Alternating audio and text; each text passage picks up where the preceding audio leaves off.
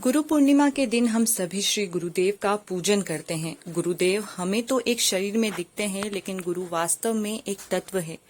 भगवान कृष्ण की 3 शक्तियां हैं। आह्लादिनी शक्ति श्री राधा, ज्ञान शक्ति श्री गुरु जिसे संवित कहते हैं, और धाम शक्ति श्री वृंदावन जिसे संधिनी कहते हैं।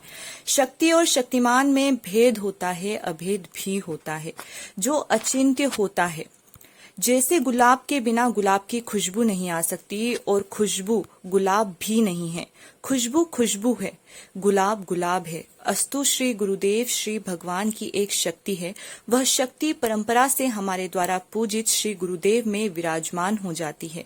हम गुरुदेव की पूजा तो रोज चित्रपट स्वरूप में करते ही हैं। आज के दिन व्यास जयंती भी होती है, और व्यास जी ने समस्त शास्त्र पुराणों की रचना की, वेदों में भाग किया, इसलिए वह आदि गुरु माने गए हैं। गुरु पूर्णिमा के दिन श्री व्यास जी की, अपने संप्रदाय आचार्य की और श्री गुरुदेव की, तीनों की सम्मिलित पूजा करनी चाहिए। गुरुदेव यदि विराजमान हो तो यथासंभव उनके स्थान पर जाकर उनको चंदन लगाना चाहिए, उनके मस्तक पर तुलसी दल अर्पण करना चाहिए, उनके चरण प्रक्षालन करके चरणामृत पान करना चाहिए, उनको पुष्प माला देनी चाहिए। ठाकुर की प्रसादी और यथासंभव फल फूल वस्त्र अथवा जो भी स्वर्ण आदि अपनी सामर्थ्य के अनुसार उनको प्रदान करना चाहिए। यदि श्री गुरुदेव विराजमान नहीं है तो घर में ही उनके चित्रपट को एक विशेष चौकी पर विराजमान करके उनकी विशेष श्रद्धा सहित इसी क्रम से पूजा करनी चाहिए। गुरुदेव का शरीर भले ही चला गया हो, लेकिन वे श्री कृष्ण की ज्ञान शक्ति के रूप में, दीक्षा मंत्र के रूप में सदा आपके साथ तत्व रूप में ही रहते हैं।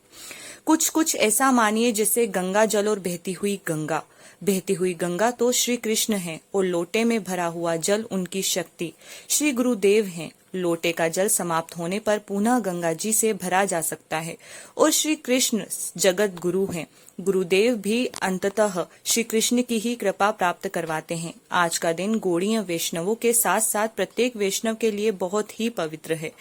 अवश्य ही चेष्टा पूर्वक श्री सनातन गोस्वामी पाद या अपने संप्रदाय के आचार्य की पूजा और श्री गुरुदेव की पूजा प्राणपण से 1000 काम छोड़कर भी हमें करनी ही चाहिए।